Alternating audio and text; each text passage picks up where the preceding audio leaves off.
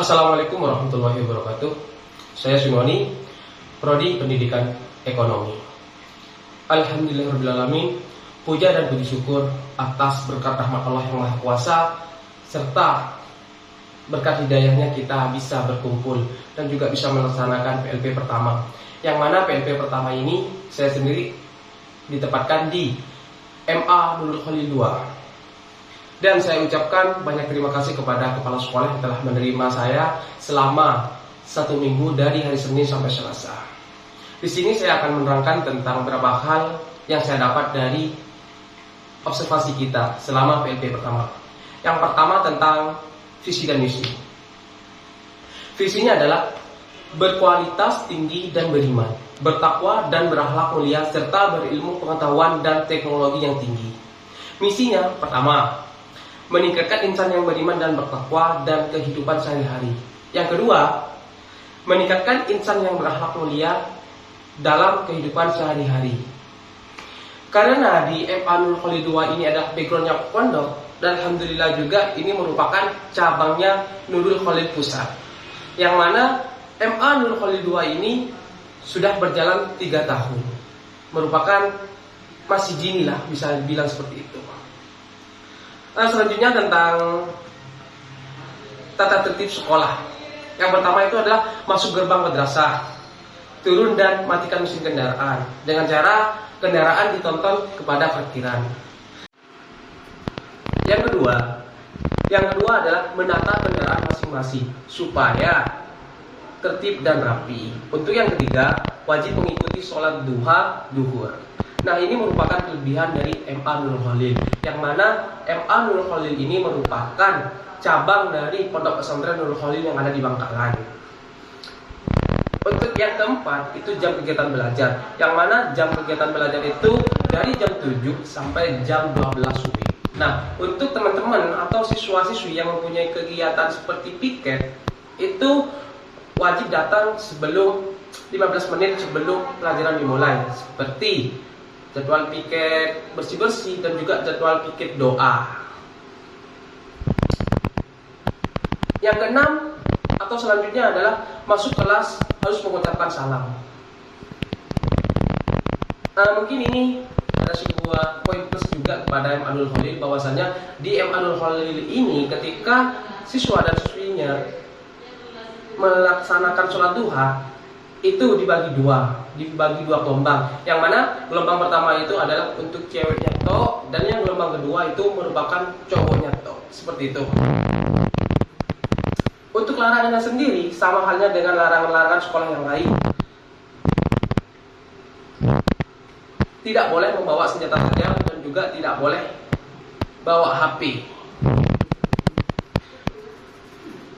Yang ketiga adalah presentasi yang pernah diraih 5 tahun terakhir. Yang pertama adalah harapan 2, gerak jalan PI. PI itu merupakan gerak jalan cewek dalam rangka hari ulang tahun yang ke-74 di Kecamatan Galis pada tahun 2019. Dan juga juara 2 gerak jalan umum PA, berarti itu cowok, pada acara hari ulang tahun RI 74 di Kecamatan Galis. Dan juga masih banyak tentang prestasi-prestasi yang diraih. Akan saya sebutkan satu atau yang biar lebih singkat.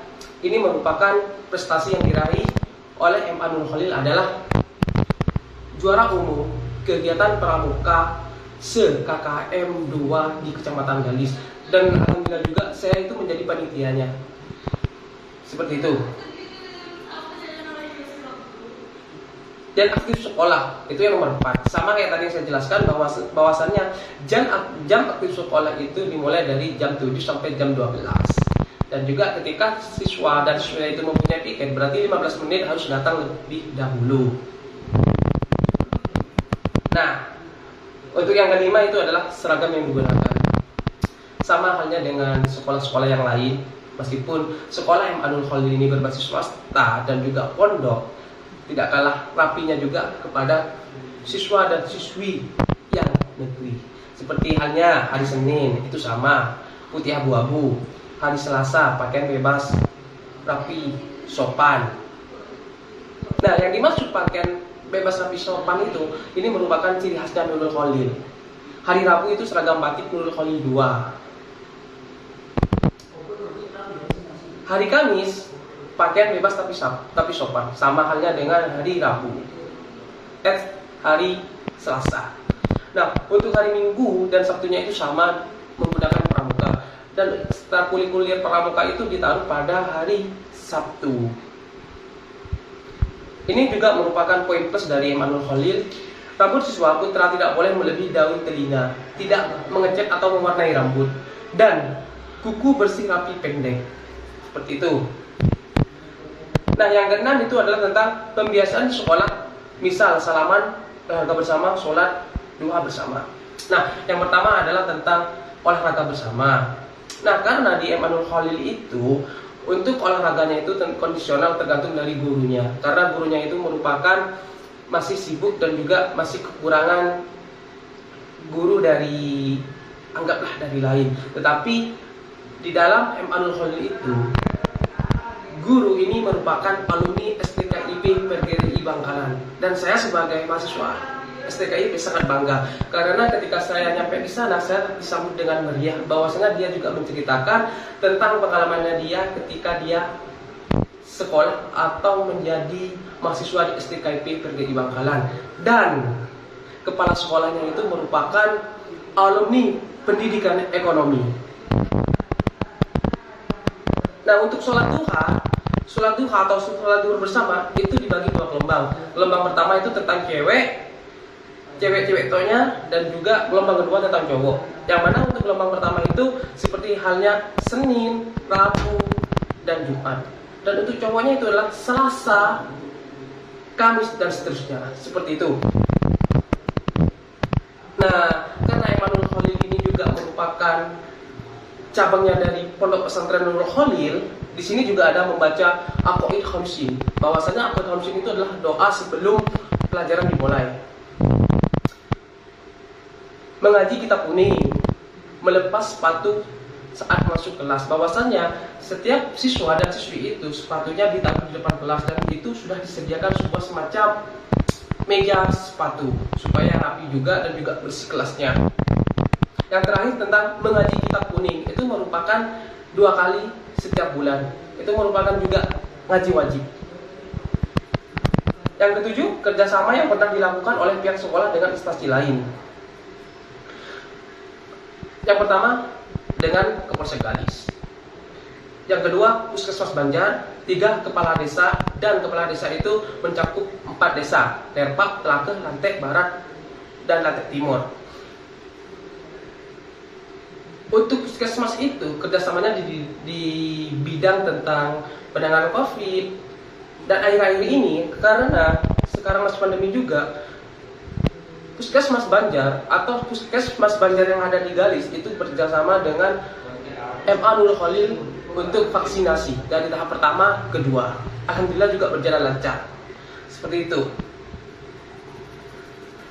Sarana dan prasarana yang tersedia di Nurul Khalil. Pertama, lab komputer, ada perpustakaan, ada juga musola, kamar mandi, lapangan, kantin, dan juga asrama putra.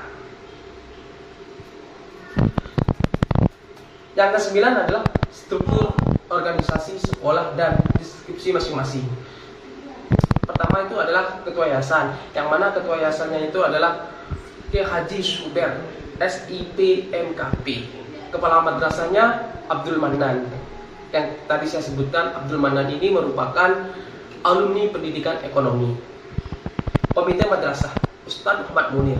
Ketua TU Ahmad Zainuri SPD. Bendahara Ustadz Sarwani. Pesuratan dan kearsipan itu Syafruddin MPD.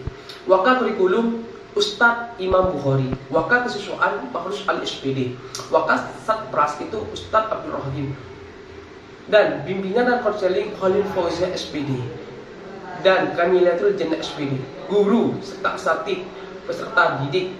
Karena yang jadi tenaga pengajar di dalam Imamul Khalil 2 itu bukan hanya dari guru-guru yang alumninya di pendidikan, tetapi juga melainkan dari alumninya pondok. Sepertinya, makanya di sini disebutkan ustadz. Seperti itu. Kegiatan seremonial yang dilakukan di sekolah, misal upacara bendera rapat bulanan peringatan hari-hari besar. Upacara bendera itu sudah wajib, sudah dilaksanakan setiap harinya di hari Senin. Perayaan hari besar Islam, Haul Sepuh Nurul Khalil, Hari Santri Nasional, rapat bulanan guru MA Nurul Khalil. Nah, perayaan hari besar Islam itu merupakan acara-acara yang diwajibkan oleh yayasannya, seperti Isra Mi'raj, Maulid, bahkan dia mengadakan sebuah haul besar. Yang ke-11 atau yang terakhir adalah kegiatan ekstrakurikuler sekolah. Pertama pramuka, ngaji kitab kuning, hadroh al-habsi. Mungkin itu yang bisa saya sampaikan. Apabila ada perkataan serta kata-kata yang tidak sesuai dengan tingkah laku saya atau tentang karakter saya, mohon maaf. Wallahu muwaffiq ila aqwamit thoriq. Wassalamualaikum warahmatullahi wabarakatuh. Assalamualaikum warahmatullahi wabarakatuh. Perkenalkan, nama saya Rifatin, Prodi Pendidikan Ekonomi. Di sini saya akan melanjutkan penjelasan dari Saudara Sinwani perihal tentang PLP 1 di MA Nurul Khalil 2. Yaitu yang pertama, jumlah rombel setiap angkatan. Nah, di kelas 10 sendiri terdapat 21 siswa, kemudian di kelas 11 terdapat 29 siswa, dan di kelas 12 terdapat 13 siswa. Kemudian rata-rata jumlah siswa per kelas di sini sama, di kelas 10 terdapat 21 siswa, dan kelas 11 terdapat 29 siswa, dan kelas 12 terdapat 13 siswa. Karakteristik siswa secara umum, karena di sana merupakan cabang dari pesantren, yaitu pesantren Nurul Khalil, sehingga karakteristik siswa secara umum di sana harus religius serta bersikap yang berlandaskan aswaja atau ahlus sunnah wal jamaah. Kemudian bentuk evaluasi belajar dari siswa itu sendiri, yang pertama menggunakan penilaian harian, kemudian yang kedua UTS dan UAS, dan selanjutnya remedial dari UTS dan UAS itu sendiri. Dan permasalahan yang pernah dihadapi siswa dan penanganannya, ini terjadi pada umumnya. Yang pertama, biasanya telat, kemudian tidak pakai sepatu, baju di luar, atau tidak masuk dalam, kemudian yang keempat, atribut tidak lengkap. Nah, penanganannya dari sanksi tersebut ialah membaca Yasin di lapangan atau merapikan semua sepatu yang ada di luar kelas, baik di MA ataupun MTS. Nah, di samping memberi sanksi ini sendiri, juga agar siswa dapat disiplin dan merasa jerah. Kemudian selanjutnya, model atau strategi pembelajaran yang biasa digunakan oleh guru, yaitu model ceramah, presentasi, dan berbagai macam metode yang dilakukan oleh guru agar siswa atau siswi cepat mengerti. Media pembelajaran yang digunakan oleh guru salah satunya yaitu papan tulis, proyektor, komputer, dan LKS. Dan model perangkat pembelajaran yang digunakan oleh guru di sini, pertama buku nilai dan silabus, kemudian absensi dan lain-lain. Nah, kesulitan atau permasalahan yang pernah dialami oleh guru dan penanganannya di sini tidak terlalu banyak, karena di MA Nurul Khalil 2 atau MTS juga masih baru berdiri, sehingga sedikit permasalahannya, yaitu salah satunya dari guru MA yang dari alumni Pondok Nurul Khalil, dan ada sebagian yang dari luar, sehingga terkadang di situ terjadi perbedaan persepsi yang menimbulkan kecemburuan sosial dari yang lain. Akan tetapi tetap pada akhirnya kita kembali kepada pendapat sesepuh yang dianggap sebagai orang tua di yayasan.